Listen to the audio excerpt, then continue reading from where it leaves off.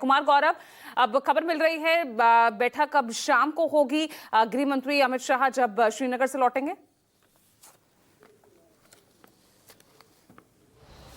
देखिए बिल्कुल सीसीएस की बैठक जो 11 बजे की बात थी वो अब कुछ बाद में होगी, क्योंकि जो सदस्य हैं सीसीएस के, खासकर प्रधानमंत्री, रक्षा मंत्री और विदेश मंत्री और एनएसए तो दिल्ली में मौजूद हैं। लेकिन चूंकि गृह मंत्री खुद मौके पे हैं और लगातार मुआयना कर रहे हैं और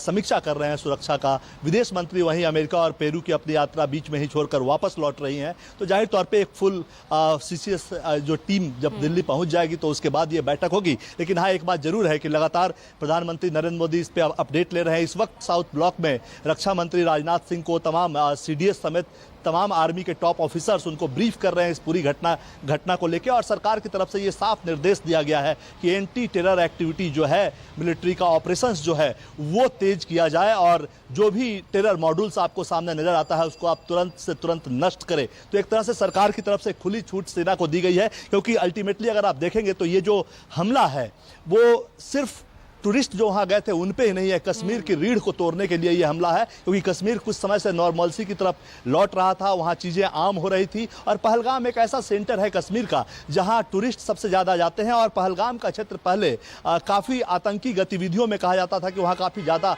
आतंकी गतिविधियां होती थी, वहां के युवा इससे जुड़ जाते थे, क्योंकि लोकल जो टेररिस्ट होते थे पाकिस्तान बेस्ड या जो भारत में आके ट्रेनिंग देते थे वो उनके लिए हीरो की तरह होते थे। लेकिन अब चूंकि आर्थिक स्थितियां पहलगाम में ठीक हुई थी, रोजगार के अवसर पैदा हुए थे और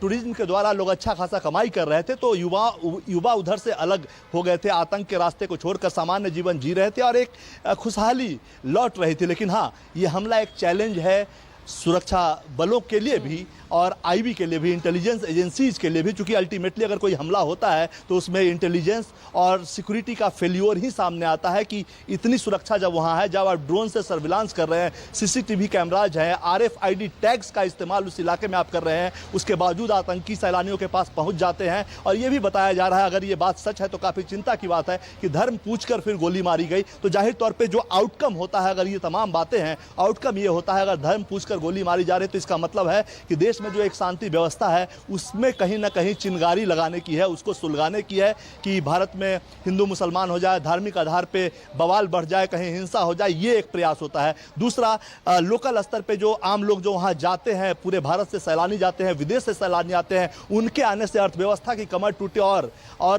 और आतंकी लोकल जो बच्चे हैं जो आतंक से दूर हुए हैं या उस तरफ नहीं जा रहे हैं, उनके सामने एक हीरो की तरह अपनी छवि पेश करना है कि देखो हम इतने बड़ी घटना को अंजाम देने के बाद भी बचे हुए हैं, तुम हमसे जुड़ सकते हो। तो ये है लोकल स्तर पे जो भर्तियां कम हो गई आतंकी संगठनों में, आतंकी संगठनों को अब लोग संगठनों से अब बच्चे नहीं जुड़ना चाहते कश्मीर के, वो एक उनके लिए बड़ा झटका था। दूसरा, जो उसके पीछे की वजह अर्थव्यवस्था थी उसको तोड़ने का प्रयास है कि लोकल अर्थव्यवस्था जो वहाँ टूरिज्म की वजह से है उसको तोड़ा जाए। साथ ही कहीं ना कहीं मोदी सरकार को एक खुला चैलेंज है, क्योंकि जिस तरह की भाषा का इस्तेमाल आतंकियों के द्वारा किया गया है, जो महिलाओं के द्वारा बताया गया है, जिनके घर के लोगों को आतंकियों